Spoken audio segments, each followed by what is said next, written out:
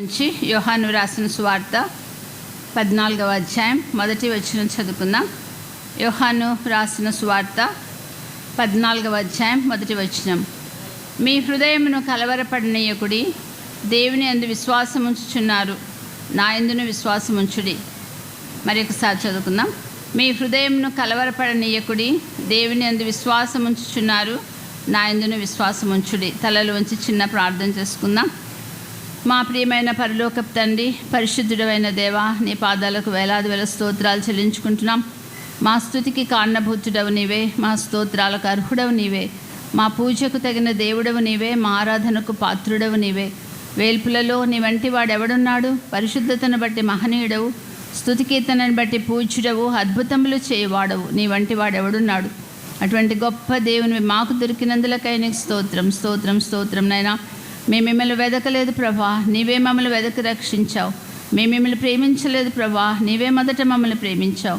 మేము మిమ్మల్ని ఏర్పరచుకునలేదు. జగత్తు పునాది వేయబడకముందే మీరు మమ్మల్ని ఏర్పాటు చేసుకున్నారు. తల్లి గర్భంలో రూపింపబడకముందే మీరు ఎరిగి ఉన్నారు. మేము పిండంగా ఉన్నప్పుడే నీ కన్నులు మమ్మల్ని చూచినవి. నియమింపబడిన దినాలలో ఒక్క దినమైనా కాకముందే మా దినములన్నీ, ఈ దినము, ఈ ఊరు, ఈ స్థలము, ఈ గడియలు, ఇవన్నీ కూడా ప్రభా మీ గ్రంథంలో లిఖితములైనవి. అందును బట్టి నీకు స్తోత్రాలు. ఉదయకాలం నుంచి నీ సన్నిధిలో ఉండే భాగ్యం ఇచ్చారు నాయన. నీ సన్నిధిలో ఒక్క దినము గడుపుట 1000 దినముల కంటే శ్రేష్టం అని చెప్పి నీ వాక్యంలో ఉంది. నీ మందిర ఆవరణంలో గడుపుట ప్రభా, అలాగైతే మా అందరికీ కూడా ఈ దినమంతా నీ పాద సన్నిధిలో, నీ మందిర ఆవరణంలో గడిపే భాగ్యం మాకు ఇచ్చారు ప్రభా. నీకు స్తోత్రాలు. నీ దాసురాల ద్వారా ఇచ్చిన సాక్ష్యాన్ని బట్టి నీకు స్తోత్రాలు. ఆ బిడ్డను దీవించు, ఇంకను ఆదరించు, ఇంకను ధైర్యపరచు. ప్రియ ప్రభువా తండ్రి, చదువుకున్న వాక్య భాగాన్ని దీవించండి. నేను మాట్లాడితే కేవలం నిష్ప్రయోజనం ప్రభా. నా స్వంత మాటలు, నా స్వంత జ్ఞానము ఏది బయటికి రాకుండా సహాయం చేయండి. నువ్వేది సెలవిస్తావో అది మాత్రమే నేను మాట్లాడగలిగినట్లుగా సహాయం చేదురని ప్రభువును రక్షకుడైన యేసుక్రీస్తు పేరిట మిమ్మల్ని బ్రతిమాలి వేడుకొంచున్నాం తండ్రి, ఆమేన్. ప్రభు నామమున అందరికీ వందనాలమ్మా. నేను 4:30 లోపల ముగించాలి. కొంచెం ఫాస్ట్గా మనం ఇది చెప్పుకొని ముగించుకుందాం. మనం చదువుకున్న ఈ మాటలు దేవుడు మన ప్రభు అయిన యేసుక్రీస్తు తన శిష్యులతో చెప్పినప్పుడు వారి హృదయాలు ఎంతో వేదనతో, ఎంతో కలవరంతో ఉన్నాయి. ఆయన ఈ శిష్యులను శిష్యులతో 13వ అధ్యాయం మొదటి వచనంలో తాను ఈ లోకం నుండి తండ్రి యొద్దకు వెళ్ళవలసిన గడియ వచ్చినని యేసు పస్కా పండుగకు ముందే ఎరిగిన వాడై లోకంలోనున్న తన వారిని ప్రేమించి వారిని అంతం వరకు ప్రేమించను అని చెప్పి ఇక్కడ రాయబడింది. అంటే తాను వెళ్ళవలసిన గడియ వచ్చింది, తాను వెళ్ళిపోతుంటాడు. అయితే ఆయన ఆఖరి మాటలు తన శిష్యులతో పలుకుతూ ఉంటున్నాడు. వారితో ఈ మాటలు చెప్పకముందు 13వ అధ్యాయంలో మనం చూసినట్లయితే 33వ వచనంలో, ఇక కొంతకాలం మీతో కూడా ఉంటాను, మీరు నన్ను వెతుకుతారు, నేను ఎక్కడికి వెళుదునో అక్కడికి మీరు రాలేరు అని చెప్పి ప్రభు చెప్తున్నాడు. ఆ మాటలకు వాళ్ళు చాలా కలవరపడ్డాడు. నేను వెళ్ళిపోతున్నాను అంటున్నారే, కొంతకాలమే మీ దగ్గర ఉంటానంటున్నాడే, మీరు నన్ను వెతుకుతారంటున్నారే, నేను ఎక్కడికి వెళ్తాను అక్కడికి మీరు రాలేరు అంటున్నాడే, ఏంటి ప్రభు ఎక్కడికి వెళ్ళిపోతాడు? ఇంకా ఆయన అన్నాడు, మీలో ఒకడు నన్ను అప్పగించునని 13వ అధ్యాయం 21వ వచనంలో చెప్తున్నాడు. మీలో ఒకడు నన్ను అప్పగించును. ఇంకా వాళ్ళు కలవరపడుతున్నారు. 12 మంది శిష్యులు, ప్రభు ఎన్నుకున్నవారు, ప్రభుతో తిరిగినవారు, ప్రభుతో కూర్చున్నవారు, ప్రభుతో పండుకున్నవారు, ప్రభుతో తిన్నవారు. వారిలో అంత దగ్గరున్న శిష్యులలో ఒక్కడు ప్రభువుని అప్పగించబోతున్నట్ట. మనలో ఎవరు అప్పగిస్తారు అని చెప్పి అదొక కలవరం. ప్రభువు పేతురుతో అన్నాడు, నేను వెళ్ళు చోటికి నువ్వు రాలేవు అంటే 37వ వచనంలో పేతురు అంటున్నాడు, నేను ఎందుకు రాలేను, నీకోసం నేను ప్రాణం కూడా పెడతానన్నాడు. అప్పుడు ప్రభు అన్నాడు, నీవు నన్ను ఎరగనని నీవు ముమ్మారు చెప్పకముందు కోడి కూయదని నీతో నిశ్చయముగా చెప్తున్నాను అని పేతురు గురించి కూడా చెప్పాడు. నువ్వు నన్ను ఎరగనని చెప్పబోతున్నావు పేతురు అని. ఈ మాటలన్నీ విన్నప్పుడు వాళ్ళు ఎంతో కలవరపడుతున్నారు. నేను వెళ్ళిపోతున్నాను అని అంటున్నాడు. ఆయన వెళ్ళిపోయే సమయం ఆసన్నమైంది. ఆయన ఆఖరి మాటలు తన శిష్యులతో చెప్తున్నట్లుగా ఇక్కడ మనం చూస్తున్నాం. వారిని ధైర్యపరుస్తూ వారిని మీ హృదయమును కలవరపడనీయకుడి అని చెప్పి ఆయన చెప్తుంటున్నాడు. అంటే దీన్ని ఏమంటారంటే అప్పర్ రూమ్ డిస్కోర్స్ అంటారు. అంటే లాస్ట్ ఇక ఆయన వెళ్ళకముందు శిష్యులతో పలికిన ఆఖరి మాటలు లేక మేడ మీద ఉపన్యాసం అని చెప్పి కూడా అంటారు. అలాగైతే ప్రియ సోదరి, ఆఖరి మాటలు చాలా విశేషమైనవి. ఒక వ్యక్తి చనిపోతున్నాడంటే తన కుటుంబాన్ని, భార్య, బిడ్డలను అందరూ చుట్టూ మరి ఆయన చుట్టూ ఉంటారు కదా. అప్పుడు వారు ఏం చెప్తాడో, తండ్రి చనిపోతున్నాడు, ఆఖరి మాటలు ఏం చెప్తారు అని చెప్పి వాళ్ళందరూ చుట్టూ చూస్తూ ఉంటారు కదా. వాళ్ళు ఏం చెప్తాడు అని ఆశతో కనిపెట్టుకుని ఉంటారు. ఆస్తిపాస్తుల గురించి, లేకపోతే మరి ఇంటి గురించి, మరి పొలాల గురించి, డాక్యుమెంట్స్ గురించి, బ్యాంక్ అకౌంట్, బ్యాంక్ బ్యాలెన్స్ గురించి, ఇంకా ఏం చెప్తారు అని చెప్పి వాళ్ళు కనిపెట్టుకొని ఉంటారు ఆఖరి మాటలు. ఎవరైనా ఫైర్ విక్టిమ్స్ లేకపోతే కాలి చనిపోతుంటారు కదా, వాళ్ళు హాస్పిటల్లో పోలీసుల దగ్గర ఉంటారు. ఆఖరి సమయంలో వాళ్ళు ఏం మాట్లాడతారు, ఎలా చనిపోయాడు ఆ వ్యక్తి, ఎలా కాలింది, ఒకవేళ యాక్సిడెంటల్గా కాలిందా, సిలిండర్ పేలి కాలిందా, లేకపోతే ఎవరైనా పెట్రోల్ వేసి చంపారా, ఏమి చెప్తాడో అని చెప్పి అతని దగ్గర మరి రికార్డర్ పెట్టుకొని దగ్గరుంటారు. అతని ఆఖరి మాటలు రికార్డ్ చేసి అప్పుడు మరి వారు తీర్పు తీరుస్తారనమాట. అలాగూ ఆఖరి మాటలు చాలా విశేషమైనవి. 2020 సంవత్సరంలో మరి మా భర్త గారు ప్రభు దగ్గరికి వెళ్ళారు. వెళ్ళిన సమయంలో ఆఖరిలో ఆయన హాస్పిటల్లో ఉన్నారు. మేము 38 రోజులు వెంటిలేటర్ మీద ఉన్నారు. ఆయన వెళ్ళిపోతున్న లాస్ట్లో ఇక 4 రోజుల్లో వెళ్ళిపోతారనగా ఆయన ఏదో చెప్పాలని మాకు ప్రయత్నం చేస్తున్నారు. ఏదో చెప్పాలని, ఏదో మాట్లాడాలని హాస్పిటల్లో, కానీ వెంటిలేటర్లో తను ఏమేమి మాట్లాడలేకపోతున్నారు.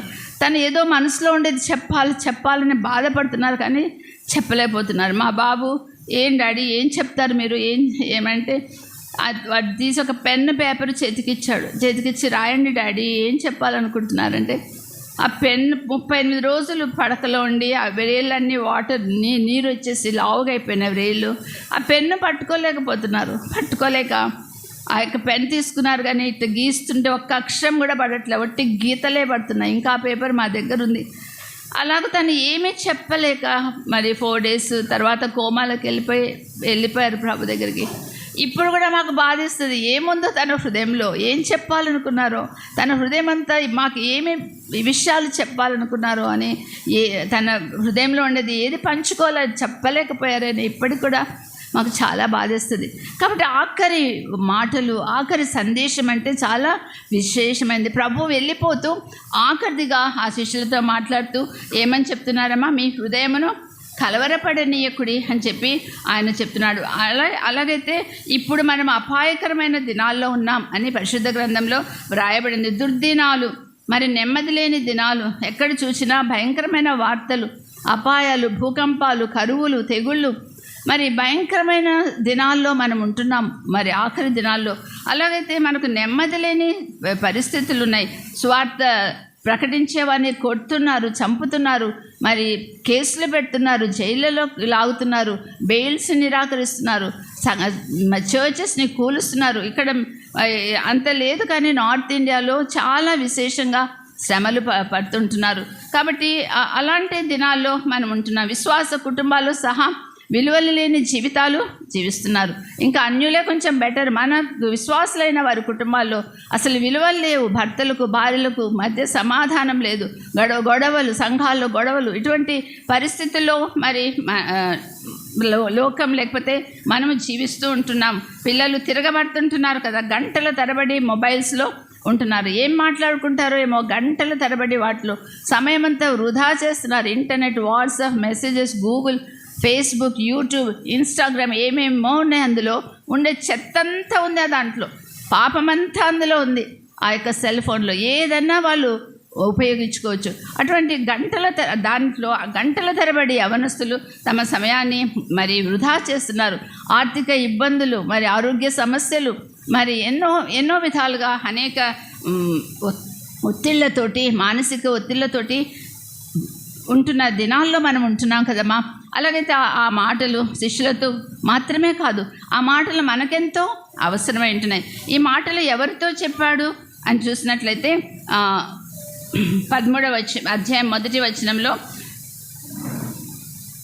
లోకంలోనున్న తన వారిని ప్రేమించి వారిని అంతం వరకు ప్రేమించను అని ఇక్కడ 12 మంది శిష్యులను గురించి వ్రాయబడింది. కానీ ఈ మాటలు చెప్పింది మాత్రం 11 మంది శిష్యులతోనే చెప్పాడు. 13వ అధ్యాయం 21వ వచనంలో, యేసు ఈ మాటలు పలికిన తర్వాత ఆత్మలో కలవరపడి, మీలో ఒకడు నన్ను అప్పగించునని మీతో నిశ్చయముగా చెప్పుచున్నానని చెప్పాడు.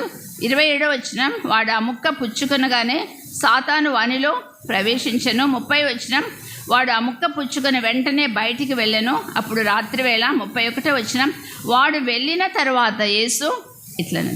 ఎవరు లేరమ్మా అక్కడ? ఇస్కరియోతు యూదా వెళ్ళిపోయిన తర్వాత దేవుడు ఆ 11 మందిని ధైర్యపరుస్తున్నాడు. ఈ మాటలు ఎంత మాత్రము ఇస్కరియోతు యూదాకు వర్తించవు. అతనికి ఈ మాటలు అసలు సంబంధించి లేవు. ఎందుకంటే అతను వెళ్ళిపోయాడు, ప్రభు సన్నిధి నుంచి వెళ్ళిపోయాడు, అతను ప్రభువుని అప్పగించడానికి వెళ్ళిపోయాడు. కానీ ఈ మాటలు ఎవరికి? నమ్మకంగా తనను వెంబడించిన 11 మంది శిష్యులను ఉద్దేశించి పలికిన మాటలు. అలాగైతే ప్రియ సోదరి, ఇక్కడ కూర్చున్న మనందరిలో మనమందరము ప్రభు నమ్ముకొని ఉన్నామా? ఆయనను వెంబడిస్తూ ఉంటున్నామా? ప్రభు నమ్మిన వారికే ఈ మాటలు. ఈరోజు మధ్యాహ్నం మనం ధ్యానం చేయబోయే మాటలు ప్రభువును నమ్మిన వారికే. కానీ ప్రభువును అంగీకరించిన వారు ఎవరైనా ఉన్నట్లయితే వాళ్ళకి ఏమాత్రం ఇవి చెందవు, లేకపోతే అవి వారు ఆ యొక్క వాగ్దానాన్ని తీసుకోవడానికి ఏమాత్రం అర్హులు కాదు. ఎందుకంటే ఈ యొక్క యూదా మరి ప్రభువును అప్పగించడానికి వెళ్ళిపోయిన తర్వాత, అప్పుడు ఆయన వాడు వెళ్ళిన తర్వాత యేసు ఈ మాటలు చెప్పినట్లుగా ఇక్కడ వ్రాయబడింది. అలాగైతే ఇక్కడ కూర్చున్న మనందరం ప్రభుని నమ్ముకున్న వారమేమా? అలాగైతే ఈ మాటలన్నీ మనం ఎంతో సంతోషంగా మరి యాక్సెప్ట్ చేసి మనం ఎంతో ఆదరణ పొందగలం. 14వ అధ్యాయం 1వ వచనం, మీ హృదయమును కలవరపడనీయకుడి, దేవుని యందు విశ్వాసం ఉంచుచున్నారు. కింద ఏమనుంది? విశ్వాసం ఉంచుడి, నా యందును విశ్వాసం ఉంచుడి అని చెప్పి ప్రభు చెప్తున్నాడు. ఇటువంటి పరిస్థితుల్లో మీరు ఎందుకు కలవరపడతారు? నన్ను నమ్మండి, నా యందు విశ్వాసం ఉంచండి అని చెప్పి ప్రభు వారితో చెప్తుంటున్నాడు. కలవరపడనీయొద్దు, నా యందు విశ్వాసం ఉంచండి, దేవుని యందు విశ్వాసం ఉంచండి. నా యందు ఎవరు? 10వ వచనంలో ఏమనుంది? తండ్రి యందు నేనును, నా యందు తండ్రియు ఉన్నాము. అంటే ఇద్దరు ఒకటే. ప్రభు అయిన యేసు క్రీస్తు, తండ్రి అయిన దేవుడు, ఇద్దరు ఒకటే. తండ్రి అయిన దేవుడు మరి పరలోకమందు ఉన్నాడు. ఆయన కుమారుని రూపంలో ఈ లోకానికి దిగి వచ్చాడు. ఆయన తన కార్యం ముగించుకొని తిరిగి ఈ లోకాన్ని వదిలిపెట్టి పరలోకానికి వెళ్ళిపోయాడు. ఆయన వెళ్ళిపోయి ఎవరిని పంపించాడు? పరిశుద్ధాత్మను పంపించాడు. కాబట్టి ముగ్గురు సమానమే. తండ్రి కొంచెం ఎక్కువ, కుమారుడు తక్కువ, ఇంకా పరిశుద్ధాత్మ ఇంకా తక్కువ కాదు. ముగ్గురు సమానమే. కానీ వారు అలాగూ వారికి సమయాన్ని బట్టి దేవుడు మొదట పరలోకంలో ఉన్నాడు, అక్కడి నుంచి కుమారుని ద్వారా కుమారుని రూపంలో కిందికి వచ్చాడు భూమి మీదకి. తర్వాత ఆయన వెళ్ళాడు. అంటే తండ్రి కుమారుడు ఇద్దరు, తండ్రి యందు నేనును, నా యందు తండ్రి ఉన్నామని నీవు నమ్ముటలేదా అని చెప్పి ఇక్కడ ప్రభు చెప్తున్నాడు. కాబట్టి దేవుని యందు విశ్వాసం ఉంచుడి, నా యందు విశ్వాసం ఉంచుడి అంటే దేవుని నమ్మండి, నన్ను నమ్మండి అని చెప్పి ఆయన అంటున్నాడు. ఎవరు మన దేవుడు? మన దేవుడు సర్వశక్తి గల దేవుడు. మన దేవుడు మోషేతో అన్నాడు, నేను ఉన్నవాడని అనువాడనై ఉన్న దేవుడు. మన దేవుడు ఉన్నవాడు, ఆయన జీవించుచున్నవాడు. మరి అబ్రహాముతో అన్నాడు, నేను సర్వశక్తి గల దేవుడను అన్నాడు. హాగరు ఏమనిందమ్మా? ప్రభుని చూసి, నువ్వు చూచుచున్నా దేవుడవు ప్రభా అని చెప్పి హాగర్ అని చెప్పింది. మన దేవుడు సర్వోన్నతుడైన దేవుడు, నమ్మదగిన దేవుడు, మరి సజీవుడైన దేవుడు. ఇలాగ మన దేవుడు గొప్ప దేవుడు, లేని దేవుడు కాదు, ఉన్నవాడని అనువాడనైన దేవుడు. అందుకని ఆయన ఏమంటున్నాడు? దేవుని నమ్మండి, నన్ను కూడా నమ్మండి. ఎందుకు కలవరపడతారు? నేను మీకున్నాను కదా, మీకు తోడుగా ఉన్నాను, మీ దగ్గరే ఉన్నాను. ఎందుకు కలవరపడతారు? మీ హృదయంను కలవరపడనియవద్దు, దేవుని యందు విశ్వాసం ఉంచుడి అని చెప్పి ప్రభు చెప్తున్నాడు. ఈ వాక్యము 1 సంవత్సరం క్రితం నాకు చాలా పనిచేసింది. ఏ సమయంలో అంటే, నా కుమారుడు పెద్దవాడు అమెరికాలో ఉన్నాడు. వాడు వచ్చి ఇండియాకు వచ్చి వెళ్ళిపోయాడు. ఇద్దరు భార్యాభర్తలు ఇద్దరు వచ్చి, వాడు ఒక్కడు వెళ్ళిపోయాడు. మరి భార్య ఇక్కడే ఉంది, వాళ్ళ తల్లి సీరియస్గా ఉందని చెప్పి ఆమె ఇక్కడే ఉండిపోయింది. అక్కడికి వెళ్ళాక కొన్ని రోజులకి వాడు సిక్ అయ్యాడు. క్రియాటిన్ లెవెల్స్ 4.5కి వచ్చినాయి. ఇక బాగలేదు వానికి, ఎవ్వరు లేరు. కొడుకు ఒక్కడు ఉన్నాడు, వాడు స్టూడెంట్, చదువుకుంటున్నాడు. మరి ఎవ్వరు లేరు అక్కడ తనుండే స్థలంలో, తెలిసిన వాళ్ళు కానీ బంధువులు కానీ. సిక్ అయినప్పుడు మరి ఫోన్లు చేస్తున్నాడు, నాకు బాగాలేదు ఏం చేయాలా? వేల కొలది మైళ్ళ దూరంలో ఉన్నా నేను. భార్య బెంగళూరులో తను తల్లిని చూసుకుంటా తను ఉంది. అక్కడ ఉన్నవాడు స్టూడెంట్, చదువుకుంటున్న పిల్లవాడు. ఎవరున్నారు దిక్కు? ఎవరు లేరు. కలవరపడుతున్నాను, నేను బాగా భయపడుతున్నాను. హాస్పిటల్లో అడ్మిట్ చేశారు. హాస్పిటల్ ఎవరున్నారు? డాక్టర్లు, నర్సులు తప్ప ఎవరు నానే వాళ్ళు ఎవరు లేరు. ఎలా ఉంటుంది తల్లి బాధ, ఎంత కలవరం అండి, ఎంత భయం, ఏ టైంలో ఏమవుతుందో అని. ఆ సమయంలో ఈ వాక్యం నన్ను చాలా ధైర్యపరిచింది. మీ హృదయమును కలవరపడినది, నేనున్నాను, నన్ను నమ్ము, నా యందు విశ్వాసం ఉంచు, దేవుని యందు విశ్వాసం ఉంచు అన్న మాటలు నన్ను చాలా ధైర్యపరిచాయి. 4.5కి వచ్చింది క్రియాటిన్ లెవెల్స్. 4.5 దాటిందంటే మరి ఒక పెద్ద ప్రొసీజర్ చేస్తారు, ఎందుకు అట్లాగే ఎక్కువైందో అని కనుక్కోవటానికి. మనిషిని ఇట్లా వంగబెట్టి ఏదో చేస్తారంట. అంటే ఆ రాత్రంతా ఎంతగా మొరపెట్టుకున్నాను, దేవా ఎవరు లేరు, 4.5 దాటితే ప్రొసీజర్ అంట, ఒక్క దిక్కు లేని బిడ్డగా ఉన్నాడు హాస్పిటల్లో అని చెప్పి రాత్రంతా మొరపెట్టుకున్నా. ఇదే వాక్యం చెప్తున్నా, దేవుని నీ హృదయంలో కలవరపడిని వద్దన్నావు. ఇప్పుడు నా కుమారుని కోసం నేను ప్రార్థన చేస్తున్నా, అవన్నీ ఆ 4.5 ఎక్కొద్దు ప్రభా, అది ఎక్కితే చేస్తారంట. నెక్స్ట్ డే ప్రొద్దున పరీక్ష చేశారు, 4కు దిగింది.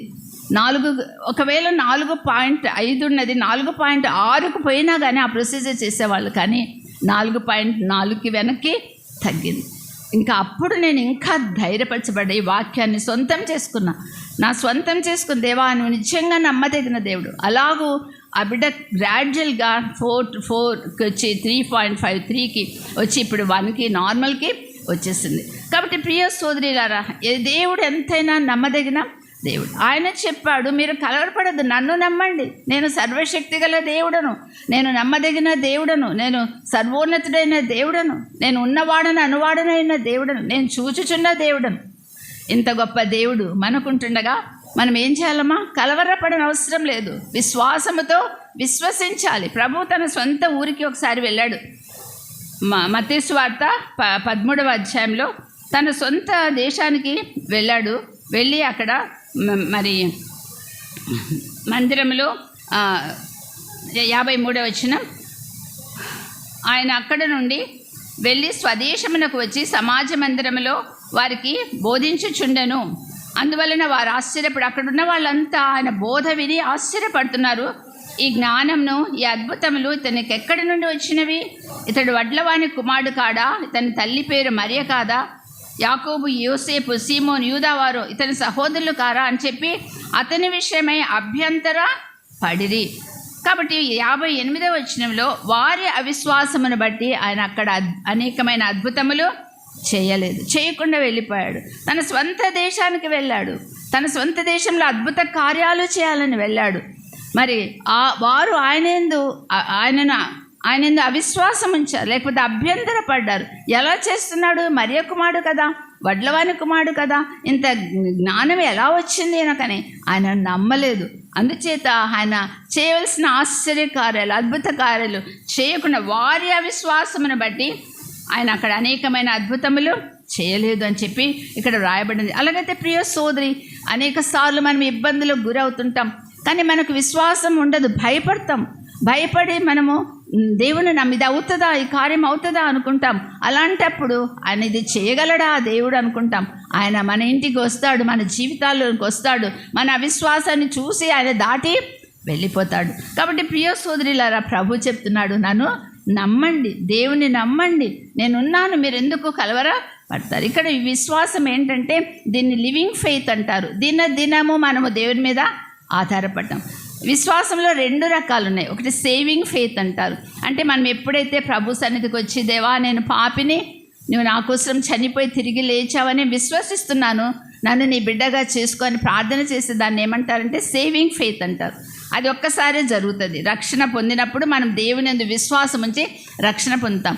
లివింగ్ ఫెయిత్ అంటే దినము దేవుని మీద ఆధారపడటం, దినము దేవుని యందు విశ్వాసం ఉంచడం. గలతీ 2:20లో ఏమని ఉంది? నేను సేవించుచున్న దేవుడు, లేకపోతే నేనిప్పుడు శరీరమందు జీవించుచున్న జీవితము నన్ను ప్రేమించి నా కొరకు తన్ను తాను అప్పగించుకున్న దేవుని కుమారుని యందలి విశ్వాసము వలన జీవించింది. ఎవరి మీద మనం జీవిస్తున్నామమ్మా? దేవుని నమ్ముకున్నాం, దేవుని యందు విశ్వాసము చేతనే మనము దినము నిమిషము జీవిస్తున్నాం. ఈ విశ్వాసం అంటే దీన్ని లివింగ్ ఫెయిత్ అంటారు. దినము విశ్వాసం ఆయన మీదనే, ఆయన తప్ప మనకి మరి ఎవరి మీద విశ్వాసం ఉంచడానికి ఎవరూ సరైన వారు లేరు. దేవుని విశ్వాసం ఉంచి ముందుకు సాగుతున్నాం. అదే దాన్ని లివింగ్ ఫెయిత్ అంటారు. అటువంటి విశ్వాసం ఇక్కడ ప్రభు చెప్తున్నాడు, నా యందు విశ్వాసం ఉంచండి అని చెప్పి. తర్వాత ఇంకా ఏమని చెప్తున్నాడు 13-14 వచనాల్లో, 14వ అధ్యాయం 13-14 వచనాల్లో, మీరు నా నామమున దేనిని అడుగుదురో తండ్రి కుమారుని యందు మహిమపరచబడుటకై దానిని చేతును. నా నామమున మీరు నన్నేమి అడిగినానో నేను చేతును అని చెప్తున్నాడు. ఎందుకు మీరు కలవరపడతారు? మీ హృదయాన్ని కలవరపడవద్దు. నా నామమున మీరు నన్నేమి అడిగినా నేను చేస్తా. మీరు ప్రార్థన చేస్తే మీరు ఏది అడిగినా నేను చేస్తా, ఎందుకు కలవరం మీకు అని చెప్పి ఆయన అంటున్నాడు. అవునండి, 24x7 అక్కడ ఆయా స్థలాల్లో పెడతారు కదా బోర్డు, అంటే 24x7 ఏ సమయంలోనైనా మనం వెళ్ళి ఆయనను అడిగితే సాయం చేస్తాడు. ఉదయం కానీ, మధ్యాహ్నం కానీ, రాత్రి కానీ, అర్ధరాత్రి కానీ, మరి తెల్లవారుజామున కానీ, ఏ సమయంలోనైనా మనం ఆయన దగ్గరికి వెళ్తే ఆయన సహాయం, మన ప్రార్థన వింటాడు, మనకు సహాయము చేస్తాడు. నా నామమున మీరు నన్నేమి అడిగినానో నేను చేస్తాను. ఇంకెందుకు మీకు కలవరం? ఇంకెందుకు మీరు అధైర్యపడతారు? ఎందుకు భయపడతారు? నేనున్నాను కదా, ఏ సమయంలోనైనా నేనున్నాను. మీరు అడిగినట్లయితే నేను చేస్తాను అని చెప్పి అంటున్నాడు. అవునండి, ఈ లోకంలో ఒక అధికారి దగ్గరికి వెళ్ళాలంటే చాలా కష్టం. జగన్ నాకు సొంత బంధువు అవుతాడు. జగన్ దగ్గరికి చీఫ్ మినిస్టర్ అయ్యాక 5 సంవత్సరాల్లో నేను ఒక్కసారి కూడా వెళ్ళలేకపోయాను. మొన్న డిసెంబర్లో వెళ్ళటానికి కూడా నాకేంటి పాస్ కావాలా. నా సొంత మా అన్న కుమారుడి దగ్గరికి వెళ్ళటానికి నాకు పాస్ కావాలా. పాస్ తర్వాత కార్ పాస్ కావాలా. తర్వాత అక్కడికి వెళ్ళాక అంతా నన్ను చెక్ చేయాలా. చెక్ చేసినాక లోపలికి పంపిస్తారు. ఇది ఫ్యామిలీ గెట్ టుగెదర్ ఉండింది క్రిస్మస్కి. అప్పుడు వెళ్ళినప్పుడు అక్కడ పోయి కూర్చొని ఇంకా వస్తాడు, జగన్ వస్తాడు. ఎవరు? నా సొంత బంధువు, నా రక్త సంబంధి. కానీ ఏం చేయాలో నేను కనిపెట్టాలా, వెయిట్ చేయాలా. కానీ ప్రభు దగ్గర పోవటానికి కనిపెట్టే అవసరము లేదు, పాసులు అవసరం లేదు. మనం ఏ సమయంలోనే ఆయన దగ్గరికి వెళ్ళవచ్చు కదా. కాబట్టి ఆయన అంటున్నాడు, మీరు ఎందుకు కలవరపడతారు? నా నామమున మీరు నన్నేమి అడిగినా కూడా నేను ఇస్తాను అని చెప్పాడు. ఆ రోజు ఆయనను కలుసుకొని కొంతసేపు మాట్లాడుకున్నాము. తర్వాత ఒక డాక్టర్ దగ్గరికి వెళ్ళాల్సి వస్తే ఏం చేయాలా? ఫీజు కట్టాలా ముందు, తర్వాత అపాయింట్మెంట్ తీసుకోవాలా, తర్వాత అక్కడ పోయి డాక్టర్ దగ్గర గంటల తరబడి కూర్చోవాలి. కానీ యేసు ప్రభు దగ్గరికి వెళ్ళటానికి అంతసేపు అవసరమా? అపాయింట్మెంట్ అవసరమా? ఫీజు కట్టేది అవసరమా? పోయి గంటల సేపు కూర్చొని అవసరమా? లేదు. ఆయన దగ్గరికి ఎప్పుడైనా పోవచ్చు, ఏ సమయంలోనైనా పోవచ్చు కదా. కాబట్టి ఆయన అంటున్నాడు, మీరు ఎందుకో కలవరపడతారు? నా నామమున మీరు నన్నేమడిగినా కూడా నేను చేస్తాను అని చెప్పి అంటున్నాడు. పరిశుద్ధ గ్రంథంలో ప్రభు అనేకసార్లు చెప్పాడు, దేని గురించి చింతపడకండి, ప్రతి విషయము నా దగ్గరికి తీసుకురండి. ఆపత్కాలంలో మీరేం చేయాలా? మీరు మొరపెట్టండి, నేను నిన్ను విడిపిస్తాను, నీవు నన్ను మహిమపరచదు అని చెప్పాడు. అవునండి, అలాగ ఆయన పిలుస్తుంటున్నాడు. ఆయన మనల్ని రమ్మని ఆయన ఆహ్వానిస్తుంటున్నాడు. ఏ శ్రమలోనైనా మీరు మొరపెట్టండి, నేను అడుగుడి మీకు ఇవ్వబడునని చెప్పాడు. అడుగుడి ఇవ్వబడును, తట్టుడి మీకు తీయబడును అని చెప్పాడు. అడుగు ప్రతి వాడును పొందునని చెప్పాడు. కొంతమందికి దొరుకుతుంది, కొంతమందికి ఇవ్వనని చెప్పట్లే ప్రభు. ప్రతి వాడు పొందును, అడుగు ప్రతి వాడును పొందును. ఎందుకు మీరు కలవరపడతారు? నేనున్నాను కదా అని చెప్పి ప్రభువు చెప్తుంటున్నాడు. దావీదు మహారాజు కదా 120 కీర్తనలో, నా శ్రమలో నేను యెహోవాకు మొరపెట్టి తిని ఆయన నాకు ఉత్తరం ఇచ్చాను అని చెప్పి దావీదు మహారాజు 120 కీర్తన 1వ వచనంలో చెప్తున్నాడు. యోనా అన్నాడు, ఆ యొక్క చేప కడుపులో నుంచి మొరపెడుతున్నాడు యోనా. నేను ఉపద్రవంలో ఉండి యెహోవాకు మనవి చేయగా ఆయన నాకు ప్రత్యుత్తరం ఇచ్చాను. పాతాళ గర్భంలో నుండి నేను కేకలు వేయగా నా ప్రార్థన ఆలకించిన. పాతాళ గర్భంలో ఆ యొక్క చేప కడుపులో ఉండి కేకలు వేసినప్పుడు ప్రభు, నేను చెప్పిన వెళ్ళమన్న చోటికి నువ్వు వెళ్ళలేదు అని నేను నీ ప్రార్థన వినను అన్నాడా? లేదు. ఆయన కేకలు వేసినప్పుడు మరి యోనా ప్రార్థన దేవుడు ఆలకించాడు. హన్నా ప్రార్థన చేసింది, బహుదుఃఖాక్రాంతురాలే. ఆమె కన్నీరు కారుస్తూ మరి బహుగా ఏడ్చుచు ప్రార్థన చేసినప్పుడు హన్నాకి కుమార్ని దేవుడు దయచేశాడు. కాబట్టి ప్రియ సోదరులు, అలాగూ పరిశుద్ధ గ్రంథంలో దేవుని భక్తులు అలాగూ ప్రార్థన చేసి అడిగి పొందుకున్నారు. అందుకే ప్రభు అంటున్నాడు, నన్ను అడగండి ఏమి కావాలో మీకు, నా నామమున మీరు నన్నేమడినా కూడా నేను చేస్తాను, ఎందుకు మీరు కలవరపడతారు అని చెప్పి ప్రభు అంటున్నాడు. తర్వాత 16వ వచనంలో ఇంకా ఏమంటున్నాడమ్మా, మీ యొద్ద ఉండుటకు నేను తండ్రిని వేడుకొందును, మీ యొద్ద ఎల్లప్పుడూ నుండుటకు ఆయన వేరొక ఆదరణకర్తను సత్యస్వరూపి ఆత్మను మీకు అనుగ్రహించును. నేను వెళ్ళిపోతున్నానని దుఃఖపడవద్దు. మీకు ఎవరిని పంపిస్తాను? ఆదరణకర్తను పంపిస్తాను. అంటే ఆదరణకర్త ఇంగ్లీష్ బైబిల్లో కంఫర్టర్ అనే మాట వాడు. కంఫర్టర్ అంటే మంచి మాట, ఆదరణ లేక కంఫర్ట్ ఇవ్వటం అనమాట. అమెరికాలో బ్లాంకెట్స్ ఉంటాయి కదా, మనకు లాగుండే ఇంకా కొంచెం మంచి ఉంటుంది, చలి ఎక్కువ కాబట్టి అక్కడ వాటిని ఏమంటారంటే కంఫర్టర్ అంటారు. నాకు తెలియదు మొదట్లో, నాకు అక్కడికి వెళ్ళేంత వరకు దాన్ని కంఫర్టర్ అంటారు. మనమేమో బ్లాంకెట్ అంటాం, రగ్గులు అంటాం, ఇలా అంటాం కదా. ఆ కంఫర్టర్ ఏంటంటే అది చక్కగా 4-5 పొరల్లో ఉంటాయంట. అవి ఉంటాయి, అవన్నీ కలిపి కుడతారు. అవి చాలా సాఫ్ట్గా ఉంటాయి. ఆ మెటీరియల్ కూడా చాలా ఉలన్వి, ఉన్నితో చేసినవి. 4-5 పొరల్లో ఉండి చక్కగా మెత్తగా ఉంటాయి. దాన్ని ఆ చలి దేశంలో మరి రాత్రి బాగా ముడుక్కొని కప్పుకొని పండుకుంటే ఎంత హాయి ఉంటుందో అంత కంఫర్ట్. ఈ మాట ఉపయోగించాడు. నన్ను నమ్మండి, మీరు ఎందుకు కలవరపడతారు, నేను ఆదరణకర్తనిస్తాను. ఎటువంటి ఆదరణకర్త? ఎంత హాయిగా ఆయన దగ్గర మనం ఉండవచ్చు అన్నమాట. ఆయన నమ్మి నువ్వు నాకున్నావు ప్రభా అంటే దుప్పటి కప్పుకొని పండుకుంటే ఎంత హాయి అనిపిస్తుందో అంత హాయి దేవుడు మనకు అనుగ్రహించాడు. అంత ఆదరణకర్తను ఆయన అంటున్నాడు. లోకానికి లేడు, లోకము ఆయనను చూడదు, ఆయనను ఎరుగదు, కనుక ఆయనను నేరదు. లోకానికి ఆదరణకర్త లేడు. ఇస్కరియోతు యూదాకు ఆదరణకర్త లేడు, వెళ్ళిపోయాడు. ఆయన మరి ఉరేసుకొని చనిపోయాడు, ఆయనకు ఆదరణకర్త లేడు. కానీ ఈ 11 మంది శిష్యులతో అంటున్నాడు, నేను ఆదరణకర్త. లోకానికి లేడు కానీ వారు అసలు నన్ను ఎరగరు, కాబట్టి నేను నీకు ఆదరణకర్తను పంపిస్తున్నాను అని చెప్పి అంటున్నాడు. మీతో ఆయన నివసిస్తాడు, మీలో కూడా ఉంటాడు ఆదరణకర్త. పరిశుద్ధాత్ముడు అవునండి మన మధ్య ఉంటున్నాడు, మనతో నివసిస్తున్నాడు, మనలో ఉంటున్నాడు. అదే కదా మీ పరిశుద్ధాత్మ. ఆత్మ మీ దేహము ఆత్మ పరిశుద్ధాత్మకు ఆలయం కదా అని చెప్పి కొరింథీ పత్రికలో మనం చూస్తున్నాం కదా. కాబట్టి ఆయన మనలో నివసిస్తాడు, మనలో ఉంటాడు. ఇంకా ఏమంటున్నాడు? మిమ్మల్ని అనాథలుగా విడువను అంటున్నాడు 18వ వచనంలో. మిమ్మల్ని అనాథలుగా విడువను, మీకు ఆదరణకర్తని పంపిస్తాను. అతడు మీ దగ్గరే ఉంటాడు, మీతో కూడా ఉంటాడు. ఇంకెందుకు కలవర పడతావు అని చెప్పి తన శిష్యులతో ఆయన చెప్తూ ఉంటున్నాడు. కాబట్టి ప్రియ సోదరులారా, ఆయన లోకంలో వచ్చే శ్రమలు మనకు కూడా వస్తాయి. లోకంలో ఎటువంటి బాధలు అనేకులు పొందుతున్నారు, అటువంటి బాధలు మనం కూడా పొందుతున్నాం. కానీ మనకెవరున్నారు? ఆదరణకర్త ఉన్నాడు, కంఫర్టర్ ఉన్నాడు. కానీ లోకంలో వాళ్ళకు లేడు ఈ కంఫర్టరు. వాళ్ళకు కష్టాలు వస్తే ఆదుకునే వాళ్ళు లేరు, ధైర్యపరిచే వాళ్ళు లేరు, వాళ్ళకు వాక్యం లేదు, ఆదరణ లేదు. వాళ్ళకు అసలు ఏమీ ఈ లోకంలో కంఫర్టర్ లేక ఆదరణకర్త అనేవాడు లేడు. కానీ మనకు దేవుడు ఇచ్చాడు. నేను నీకు కంఫర్టర్ని ఇస్తాను, ఆదరణకర్తను పంపిస్తాను అని చెప్పి మీరెందుకు కలవరపడతారు?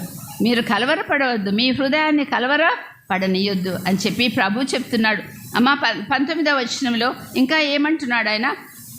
నేను జీవించుచున్నాను గనక మీరును జీవింతురు, మీరు నన్ను చూతురు, నేను జీవించుచున్నాను గనక మీరును జీవింతురు అని చెప్పి ఆయన అంటున్నాడు. మన ప్రభు చనిపోయి సమాధి చేయబడ్డాడు, కానీ సమాధిలో లేడు. ఆయన సమాధిని జయించి తిరిగి లేచాడు. ఆయన సజీవుడుగా పరలోకానికి ఆరోహణమయ్యాడు. ఆ స్త్రీలు వెళ్ళారు కదా సమాధి దగ్గరికి. వెళ్ళినప్పుడు అక్కడ 2 మనుషులు చెప్తున్నారు, సజీవుడైన వారిని మృతులలో మీరు ఎందుకు వెతుకుచున్నారు? ఆయన లేడు, ఆయన లేచి ఉన్నాడు అని చెప్పి ఆ మనుషులు అక్కడ ఉన్న స్త్రీలతో చెప్తుంటున్నాడు. మన ప్రియ ప్రభు సమాధిలో లేడు. సమాధిలో ఉంటే మనం నమ్మటం వేస్ట్, మనం ప్రార్థన చేయటం వేస్ట్. చనిపోయిన సమాధిలో ఉన్న మనిషి మన ప్రార్థనకు జవాబు ఇస్తాడా?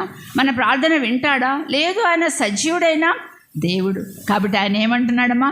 మీ హృదయాన్ని పడనీయవద్దు, నేను జీవించుచున్నాను గనుక మీరును జీవింతురు, మీరు నన్ను చూస్తారు, నేను జీవించుచున్నాను అని చెప్పి ప్రభువు శిష్యులతో చెప్తున్నాడు. కాబట్టి మీ హృదయమును కలవరపడిన. ప్రకటన గ్రంథం 1వ అధ్యాయం 18వ వచనంలో నేను మొదటివాడను కడపటివాడను జీవించువాడను అంటున్నాడు. మృతుడనైతిని కానీ ఇదిగో యుగ యుగములు జీవించాడు. అవును, ఆయన మొదటివాడు కడపటివాడు జీవించువాడు. మృతుడయ్యాడు కానీ ఇదిగో యుగ యుగములు ఆయన జీవించుచున్నాడు అని ప్రభువే ఆయన చెప్తుంటున్నాడు. కాబట్టి ప్రియ సోదరులారా, ఆయన జీవించిన మన చర్చెస్లో మన సిలువ బొమ్మ పెట్టుకోం కదా, ఎక్కడైనా ఉందా మన దగ్గర?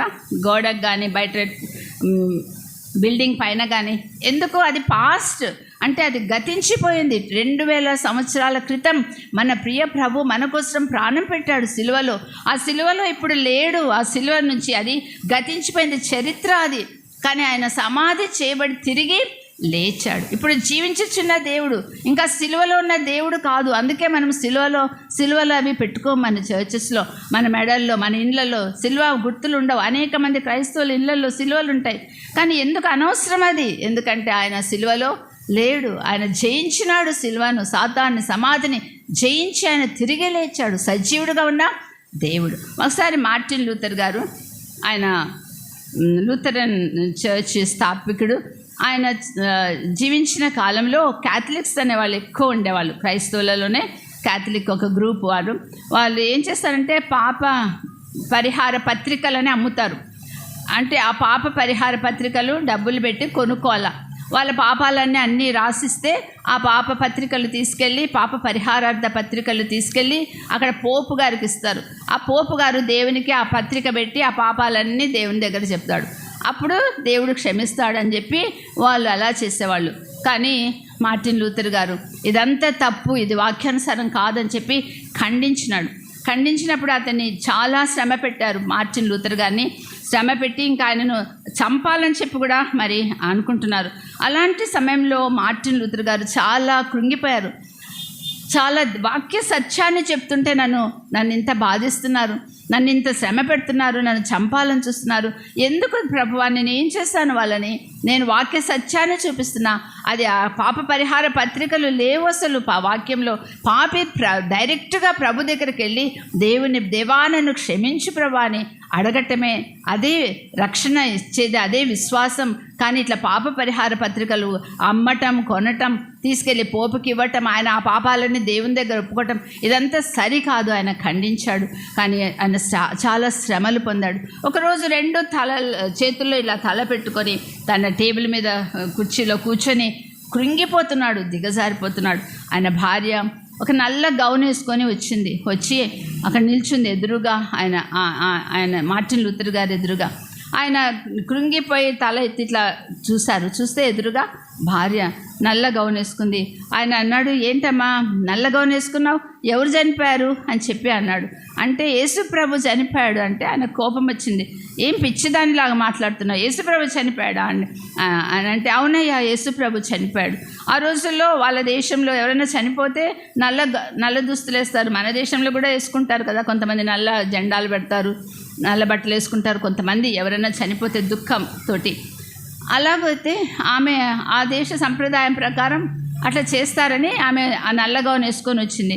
అవునయ్యా యేసు ప్రభు చనిపోయాడు అంటే ఆయన కోపం వచ్చి, ఏం బుద్ధిహీనురాలుగా మాట్లాడుతున్నావు, యేసు ప్రభు చనిపోయాడు అంటే, అవును యేసు ప్రభు చనిపోయాడు, యేసు ప్రభు బ్రతికుంటే నువ్వెందుకు అట్లా కృంగిపోతున్నావు, ఎంత దిగజారిపోతున్నావు, నలిగిపోతున్నావు, నీ హృదయం అంతా భారంతో దుఃఖంతో నిండి ఉంది. యేసు ప్రభు బ్రతికుంటే లేయి, ప్రభు నీ పక్షంగా సహాయం చేయడా, నీ పక్షంగా న్యాయం తీర్చడా, లేయి అని చెప్పి తన భార్య ఆయన అనటం, ఆయన వెంటనే నిజమే, నా ప్రభు ఎవడు సజీవుడైనా, నేనెందుకు కృంగిపోతున్నా, నాకు ఎవరు లేరని నేను అనుకుంటున్నా, నాకు ఈ బాధలో ఎవరు సహాయం చేస్తారని అనుకుంటున్నా, నిజమే నా దేవుడు సజీవుడైన దేవుడు కదా, నా ప్రభు సహాయం చేస్తాడని చెప్పి ఆ యొక్క కృంగుదల నుంచి ఆయన లేచి ధైర్యంగా ఆ యొక్క విషయాన్ని ఎదుర్కొన్నాడు. కాబట్టి ప్రియ సోదరులారా, మన ప్రభు ఎలాంటి వాడమా, సజీవుడైన దేవుడు. మనం ఆయన దగ్గరికి వెళ్ళి మొరపెడితే ఆయన ప్రార్థన వింటాడు, ఆయన జవాబిస్తాడు. ఎందుకు మనం కలవరపడాలి? ప్రభు చెప్తున్నాడు, మీ హృదయమును కలవరపడనీయవద్దు, నేను జీవించుచున్నాను, నేను మరలా వస్తాను, నేను జీవించుచున్నాను అని చెప్పి ఆయన చెప్తుంటున్నాడు. ఇంకా 19వ వచనం అయిపోయింది. 27వ వచనంలో మరి ఒక సంగతి చెప్తున్నాడు చూడండిమ్మా. శాంతి మీకు అనుగ్రహించి వెళ్ళుచున్నాను, నా శాంతినే మీకు అనుగ్రహించుచున్నాను, లోకం ఇచ్చినట్టుగా నేను మీకు అనుగ్రహించటలేదు, మీ హృదయమును కలవరపడనీయకుడి, వెరవనీయకుడి. ప్రభు చెప్తున్నాడు, నా శాంతిని ఇస్తాను మీకు. ఎందుకు కలవరపడుతున్నారు? దుఃఖం, బాధ, వేదన మూలుగుందా? నో ప్రాబ్లం, నా శాంతి ఇస్తా, నా శాంతి, విశ్రాంతి, నా సమాధానం మీకు ఇస్తాను. ఎందుకు కలవరపడుతున్నారు? లోకం ఇచ్చే శాంతి కాదు నేను ఇచ్చేది, నా శాంతిని ఇస్తాను. లోకం ఇచ్చే శాంతి కొంచెం సేపే ఉంటుంది. ఒకవేళ ఏదైనా బాధ, కష్టం వస్తే ఒకడు ఏం చేస్తాడు, పోయి సినిమా హాల్లో కూర్చుంటాడు 2 గంటలు 3 గంటలు ఆ సినిమా చూస్తూ తన బాధలు మర్చిపోతాడు. మళ్ళీ ఆ సినిమా అయితే ఇంటికి వస్తేనే మళ్ళీ ఆ బాధ. అది లోకం ఇచ్చే శాంతి. మా సంఘంలో ఒక అమ్మాయి పోయిన సంవత్సరం ప్రభు దగ్గరికి వెళ్ళింది. యవ్వనస్తురాలు, పెళ్ళై 1 నెల మాత్రమే అయింది. ఆమెకు బ్రెయిన్లో క్లాట్ వచ్చి ప్రభు దగ్గరికి వెళ్ళింది. ఆ వారం రోజులు, ఆఖరి వారం రోజులు ఆమెను ఐసీయూలో పెడితే మేము వెళ్ళి చూసాము. హాస్పిటల్కి వెళ్ళి ఆమెను చూడటానికి వెళ్ళేవాళ్ళము.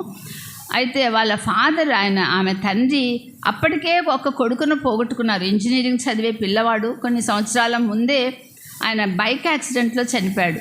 ఈ పాపకు పెళ్ళయింది, చిన్న 2వ పాప పెళ్ళయింది, 2 పిల్లలు. ఆ పాప కూడా మరి మరణ పడకలో ఉంది. ఆ తండ్రి సహించలేకపోతున్నాడు. ఆ తండ్రి బాధ ఇంతంత కాదు, ఏం చేస్తాడు, ఆ బాధ తట్టుకోలేక పోయి ఫుల్గా తాగి వచ్చేసేవాడు ఆ హాస్పిటల్లో. మరి అక్కడ కూర్చొని మేము వచ్చిన వాళ్ళతో అసలు ఏమేమో మాట్లాడేవాడు, ఇర్రెలెవెంట్గా ఏదేదో నా కూతురు బాగుంది, నా కూతురు అక్కడుంది, ఐసీలో ఉంది, ఏదేదో మాట్లాడేవాడు. అంటే ఆయన మత్తులో తాడు. అదంతా అయిపోయిన తర్వాత మళ్ళీ ఆ మత్తంతా పోయినాక మళ్ళీ ఏడ్చేవాడు గట్టిగా, నా కూతురికి ఇట్లా అయింది, నా కూతురు ఏమవుతుందో, బతుకుతుందా లేదా అని బాగా ఏడ్చేవాడు. మళ్ళీ వెళ్ళి ఆ బాధ తట్టుకోలేక మళ్ళీ పోయి ఫుల్గా తాగి వచ్చేవాడు. ఇలా చేసేవాడట. వాళ్ళ భార్య ప్రభు నమ్ముకుంది, సంఘంలో ఉంది, మరి ఆరాధన చేస్తుంది, కానీ భర్తకు రక్షణ లేదు. ఆయనకు ఏంటి శాంతి? ఎంతసేపు? ఆ తాగొచ్చినంతసేపే. ఆ యొక్క 10 గంటలు కాబోలు బాగా ఫుల్గా తాగితే ఒక 10 గంటలు ఉంటుంది మా మత్తు. మళ్ళీ అది పోతానే మళ్ళీ కూతుర్ని జ్ఞాపకం చేసుకొని ఏడవటం, మరి గలిబిలి చెందటం, దుఃఖంలో మునిగిపోవటం. అటువంటి శాంతి కాదు. ప్రభు ఏమంటున్నాడు? లోకమిచ్చే శాంతి కాదు. లోకమిచ్చే శాంతి నేను నీకు అనుగ్రహించుట లేదు, నా శాంతిని మీకు ఇస్తాను, మీ హృదయమును కలవరపడనీయకుడి అని చెప్పి ప్రభు చెప్తుంటున్నాడు. కాబట్టి ప్రియ సోదరులారా, ఈ శాంతి బజార్లో దొరుకుతుందమ్మా? 1,00,000 రూపాయలు పట్టుకొని పోయి బజార్లో నాకు శాంతి ఇవ్వండి, శాంతి ఇవ్వండి, శాంతి ఇవ్వండి, నెమ్మది లేదు నాకు శాంతి ఇవ్వండి అంటే ఇస్తారా? 1,00,000 రూపాయలు తీసుకెళ్ళి బంగారం కొనొచ్చు, బట్టలు కొనొచ్చు, ఇంకా ఏమన్నా కొనొచ్చు, కానీ శాంతి ఇమ్మంటే ఎవరు ఇవ్వలేరు. ఆ శాంతి దేవుడు ఇవ్వాల్సిందే, కానీ మనుషులు కానీ డబ్బు కానీ ఎవరు ఆ శాంతిని ఇవ్వలేరు. కాబట్టి ప్రియ ప్రభు నా శాంతిని మీకు ఇస్తున్నాను అని చెప్పాడు. మత్తయి సువార్తలో, మత్తయి సువార్త 11వ అధ్యాయం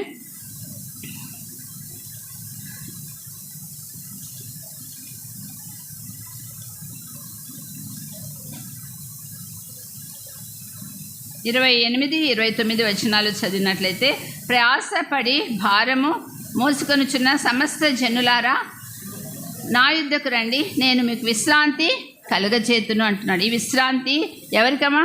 ప్రభు నమ్మని వారికి. పాప భారముతో ఉన్నారే వాళ్ళు ప్రభు అంటున్నాడు, వారిని పిలుస్తున్నాడు. పాప భారముతో ఉన్నారా, ప్రయాసతో ఉన్నారా, మీరు రండి నా దగ్గరికి, నేను మీకు విశ్రాంతి ఇస్తానని చెప్పి రక్షణ నొందని ప్రజలను ఆయన పిలుస్తున్నాడు, ఆహ్వానిస్తున్నాడు. రండి, మీకు శాంతి లేకుండా ఉన్నారు, పాప భారంతో ఉన్నారు, నేను మీకు విడుదలిస్తాను, మీకు శాంతినిస్తాను, రమ్మని చెప్తున్నాడు. 29వ వచనం, ఇది దేవుని బిడ్డలకు ఇస్తున్న మరి యొక్క విశ్రాంతి. ఏమంటున్నాడు? నేను సాత్వికుడను, దీన మనస్సు గలవాడును గనుక మీ మీద నా కాడి ఎత్తుకొని నా యుద్ధ నేర్చుకునుడి, అప్పుడు మీ ప్రాణములకు విశ్రాంతి దొరుకును. ఏలైనగా నా కాడి సులువుగాను, నా భారము తేలికగాను. ఇదే ఎవరికి? దేవుని నమ్మిన బిడ్డలు. అనేక సార్లు మనం భరించలేని భారం మోస్తుంటాం. దేవుడు కాడి మోపుతాడు, మన మీద భారం పెడతాడు, కష్టము, శ్రమ, వేదన ఇస్తాడు. కానీ అప్పుడు ఏమంటున్నాడు? నా కాడి సులువు, నా భారం తేలిక. మీరు నా దగ్గరికి రండి, నేను సాత్వికుడను, దీన మనస్సు గలవాడను, నా కాడి ఎత్తుకోండి, నా యుద్ధ నేర్చుకోండి, అప్పుడు మీ ప్రాణమునకు విశ్రాంతి కలుగుతుంది. దేవుని బిడ్డలమైన మనం అనేక సార్లు అనేక రీతులుగా శ్రమలు పొందుతున్నాం. భారం దేవుడు మోపుతున్నాడు, కాడి మోపుతున్నాడు. కాడి అంటే ఏంటమ్మా? 2 ఎడ్ల మెడల మీద పెట్టేది కదా, 2 ఎడ్ల మెడల మీద ఆ కాడిని పెడతారు, పెట్టి అట్లా డిజైన్ చేస్తారు దానిని, కాడిని. అది అంటే 2 ఎడ్లు ఆ కాడి బరువును మోస్తాయన్నమాట. ప్రభు అంటాడు, నా కాడి సులువు, నా కాడి సులువు, నా భారము తేలిక అని చెప్పి ఆయన అంటున్నాడు. కాబట్టి ప్రియ సోదరులు, ఒకసారి కొన్ని సంవత్సరాల క్రితం దేవుడు మా ఇంట్లో ఒక బాధాకరమైన సంగతి జరిగింది.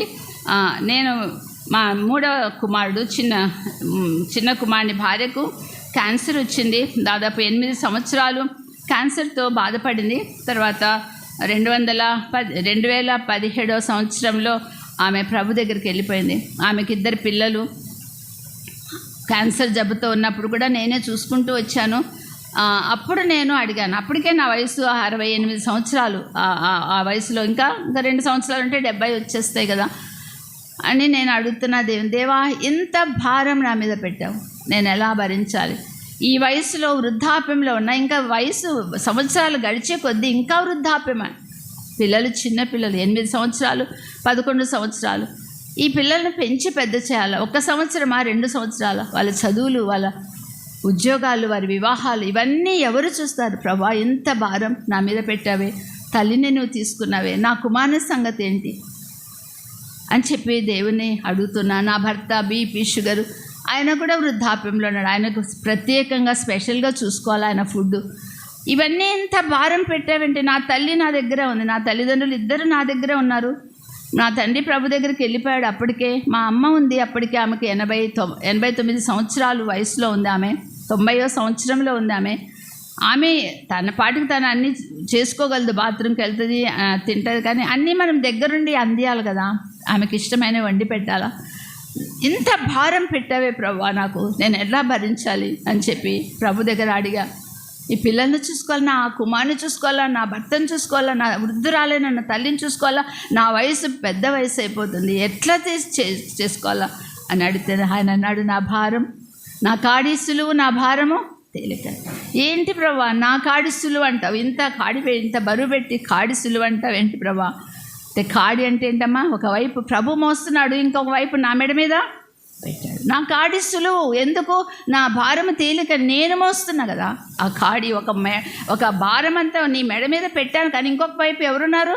నేను మోస్తున్నా.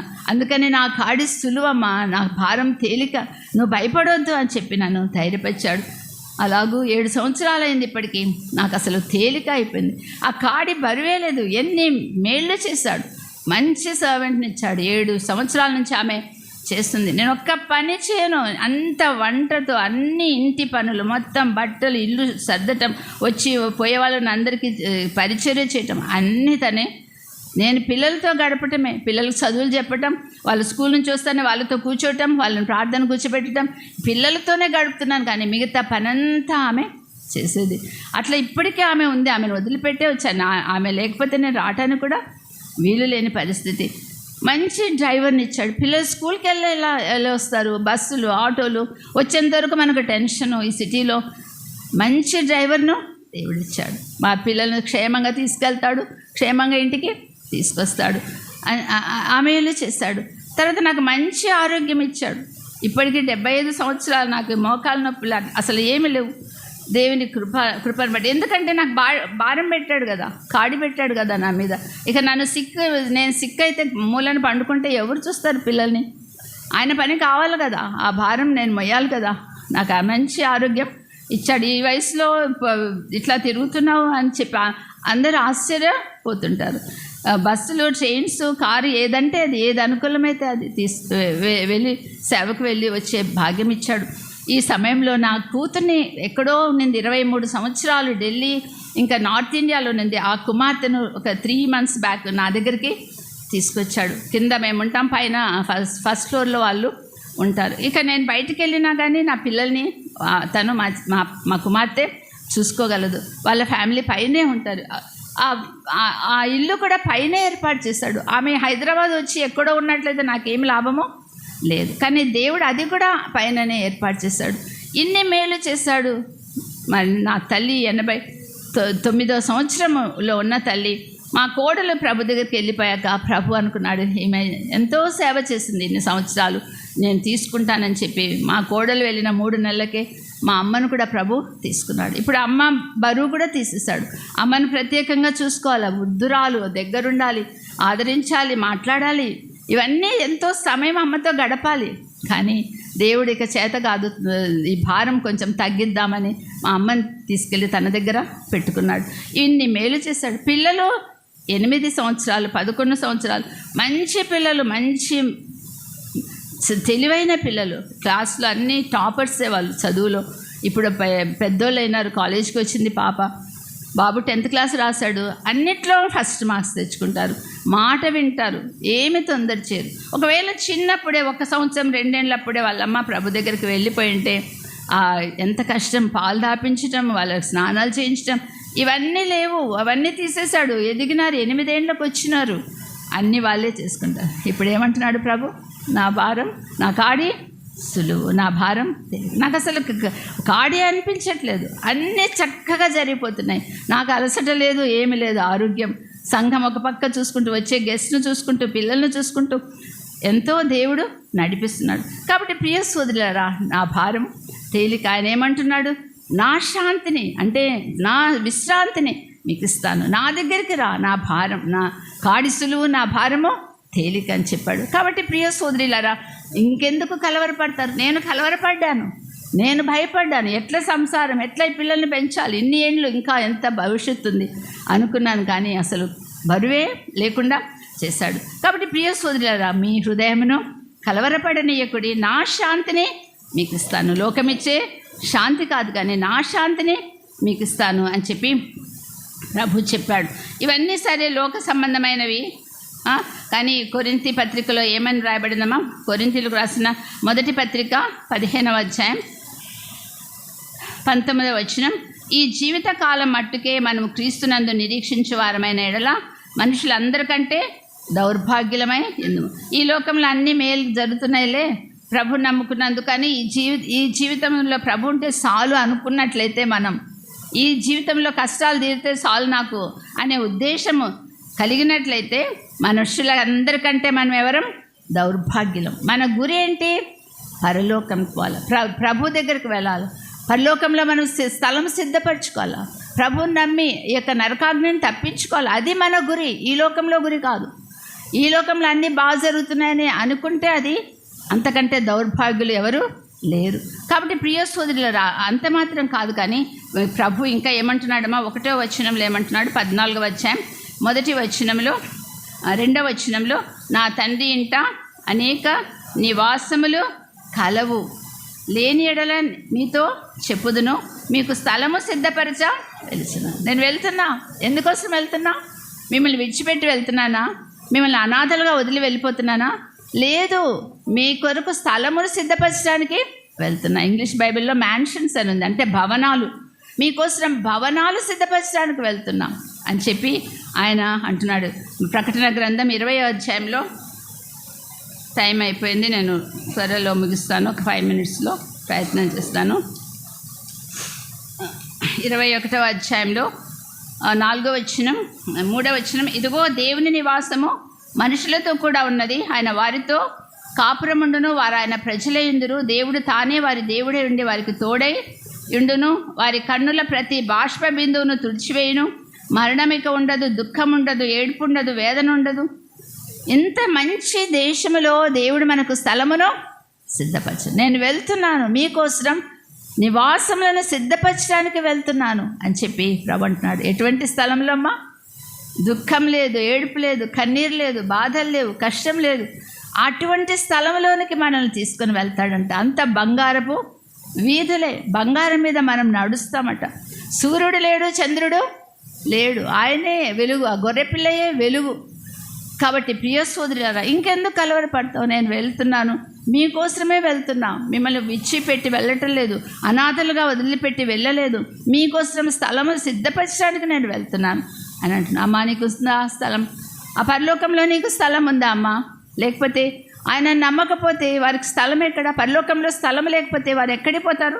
27వ వచనం, గొర్రెపిల్ల యొక్క జీవగ్రంథమందు వ్రాయబడిన వారే దానిలో ప్రవేశింతురు, కానీ నిషిద్ధమైనది ఏదైనాను, అసహ్యమైన దానిని, అబద్ధమైన దానిని జరిగించువాడేనను దానిలో ప్రవేశింపడు. కాబట్టి ప్రియ సోదరులారా, ఇక్కడ కూర్చున్న వారందరి పేర్లు జీవగ్రంథంలో ఉన్నాయా? అమ్మా, నీ పేరు జీవగ్రంథంలో ఉందా? లేకపోతే నీకు అందులో ప్రవేశము లేదు, అందులో ప్రవేశించరు అని చెప్పి ప్రభు చెప్తున్నాడు. అయితే వారి ప్రవేశం ఎక్కడ? 15వ వచనం 20వ అధ్యాయం, ఎవని పేరైనను జీవగ్రంథమందు వ్రాయబడినట్టు కనబడని ఎడల వాడు ఎక్కడ పోతాడమ్మా? అగ్ని గుండములో పడవేయబడు. ప్రియ సోదరి, జీవ గ్రంథంలో నీ పేరుందా? నువ్వు దేవుని నమ్ముకున్న బిడ్డవేనా? ఈ మధ్యాహ్నపు వేళ ఇంకా యవన బిడ్డలు, చక్కని బిడ్డలు, చక్కని పాటలు పాడిన బిడ్డలు ఎంతోమంది ఉన్నారు. యవనస్తులు, మీరందరూ ప్రభుని నమ్ముకున్నారా? మీ పేర్లు జీవగ్రంథంలో ఉన్నాయా? జీవగ్రంథంలో లేకపోతే మీరు పరలోక రాజ్యంలో ప్రవేశించరు. కానీ వారు ఎక్కడికి పోతారు? అగ్ని గుండంలో వారిని దేవుడు పడవేయబోతుంటున్నాడు. కాబట్టి ప్రియ సోదరి, ఆలస్యం చేయవద్దు. నీ పేరు పరిశుద్ధ గ్రంథంలో, జీవ గ్రంథంలో వ్రాయబడటానికి ఈనాడే నువ్వు ప్రభువుని అడుగు. దేవా, నన్ను క్షమించు, నన్ను రక్షించు, నేను పాపిని ప్రభువా, నా కోసం నువ్వు చనిపోయి నీ రక్తం ధారపోసి చనిపోయావు, తిరిగి లేచావు ప్రభా అని నమ్ముతున్నాను అని ఒక్క మాట ప్రార్థన చేసినట్లయితే దేవుడు నిన్ను రక్షిస్తాడు. నీ పేరు జీవగ్రంథంలో వ్రాయించుకుంటాడు. అప్పుడు ప్రభు అట్టివారికి ప్రభు అంటున్నాడు, నేను వెళ్ళి మీకు స్థలము సిద్ధపరుస్తున్నాను, అందుకే వెళ్తున్నాను, నివాసములు, మ్యాన్షన్స్, బంగ్లాలు సిద్ధపరుస్తున్నాను అని చెప్పి అంటున్నాడు. 4వ వచనం, 3వ వచనం, నేను వెళ్ళి మీకు స్థలము సిద్ధపరిచినట్లా నేనుండు స్థలంలో మీరును ఉండులాగన మరలా వచ్చి నా ఇద్దరు నుండి మిమ్మల్ని తీసుకొని, స్థలం సిద్ధపరచడం మాత్రమే కాదు, ఏమంటున్నాడు, నేను మళ్ళా వస్తా, వచ్చి మిమ్మల్ని తీసుకుని వెళ్తా. నేను వదిలిపెట్టినట్లనే ఆ స్థలాలు సిద్ధపరిచి నేను అక్కడే ఉండిపోతానని అనుకుంటున్నారేమో. లేదు, మీకు స్థలాలు సిద్ధపరుస్తా, మళ్ళీ నేను కిందికి వస్తా, వచ్చి మిమ్మల్ని తీసుకొని వెళ్తా. ఇంకెందుకు కలవరపడతారు? మీ హృదయమును కలవరపడనియద్దు, నేను వచ్చి మిమ్మల్ని తీసుకొని వెళ్తాను అని చెప్పి ప్రభు చెప్తుంటున్నాడు. ప్రియ సోదరి, ఆయన రాబోతుంటున్నాడు.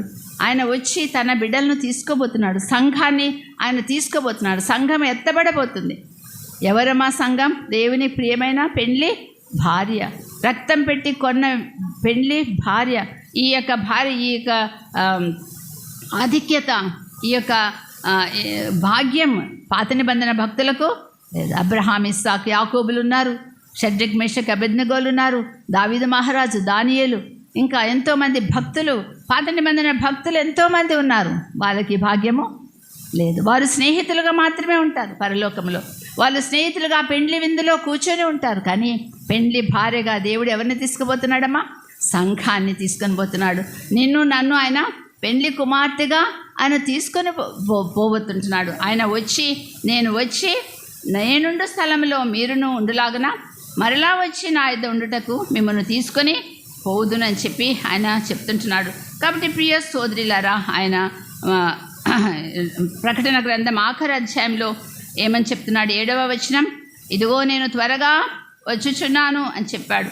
12వ వచనం, ఇదిగో త్వరగా వచ్చుచున్నాను అన్నాడు. 20వ వచనం, అవును త్వరగా వచ్చుచున్నానని చెప్పుచున్నాడు. ప్రభు చెప్తున్నాడు, ఇదిగో నేను త్వరగా వచ్చుచున్నాను, ఇదిగో త్వరగా వచ్చుచున్నాను, ఇదిగో త్వరగా వచ్చుచున్నానని ముమ్మారు ఆయన చెప్పాడు. కాబట్టి ప్రియ సోదరి, ఆయన రాకడ బహు సమీపముగా ఉంది. ఆ గడప దగ్గరనే ఆయన ఉన్నాడు. ఆ గడప నుంచి కాలు అవతల పెట్టడమే ఆలస్యం. గడప దగ్గర అంటే ఎంత దగ్గరమ్మా? చాలా దగ్గరకు వచ్చింది ఆయన రాకడ. కాబట్టి ప్రియ సోదరిలారా, ముమ్మారు చెప్పాడు, నేను త్వరగా వస్తున్నాను అన్నాడు. యోహాను ప్రకటన గ్రంథం రాస్తూ ఆఖరిలో యోహాను ఏమంటున్నాడు? 20వ వచనం, ఆమెన్, ప్రభు అయిన యేసు రమ్ము, రా యేసయ్య, నేను రెడీగా ఉన్నా, నన్ను తీసుకుని వెళ్ళటానికి రా అని చెప్పి యోహాను పలుకుతున్నాడు. ఈ మాట మనం పలకగలమా?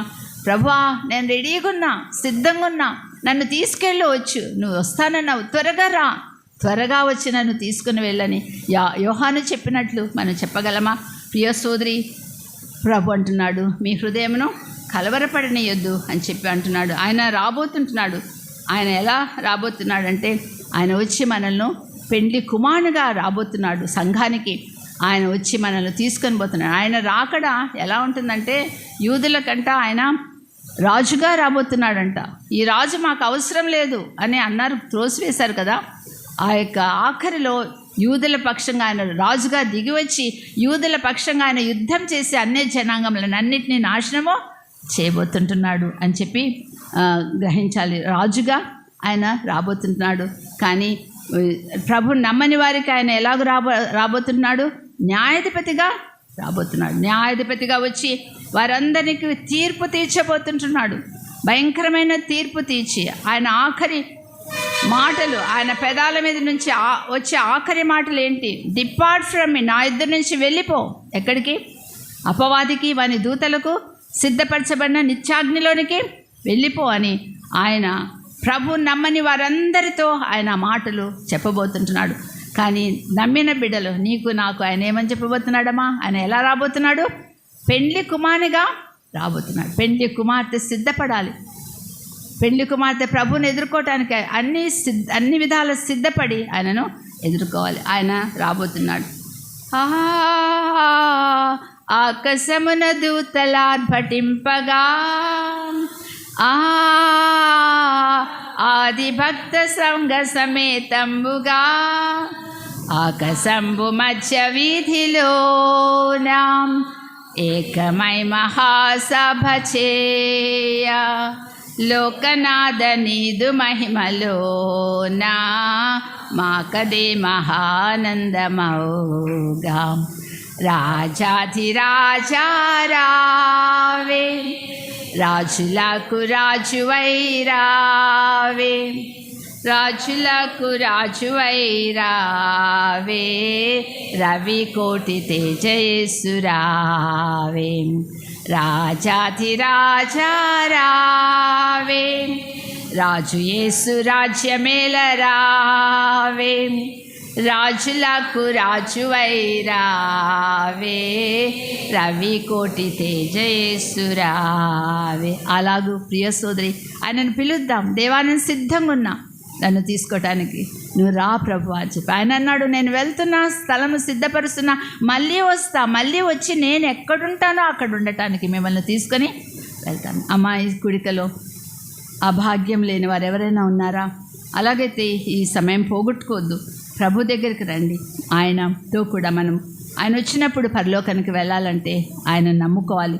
ఆయన విశ్వాసం ఉంచి రక్షణ పొందాలి. వారు ప్రభువుని నమ్మాలి. ప్రభు నమ్మిన బిడ్డలము మనల్ని మనము సిద్ధపరచుకోవాలి పెండ్లి కుమార్ని ఎదుర్కోవటానికి. రూతు స్నానము చేసి తైలము రాచుకొని బట్టలు కట్టుకొని ఆయనను భోజనం ఎదుర్కొన్నట్టుగా మనము కూడా ఎదుర్కొనవలసిన వారు అంటున్నాం.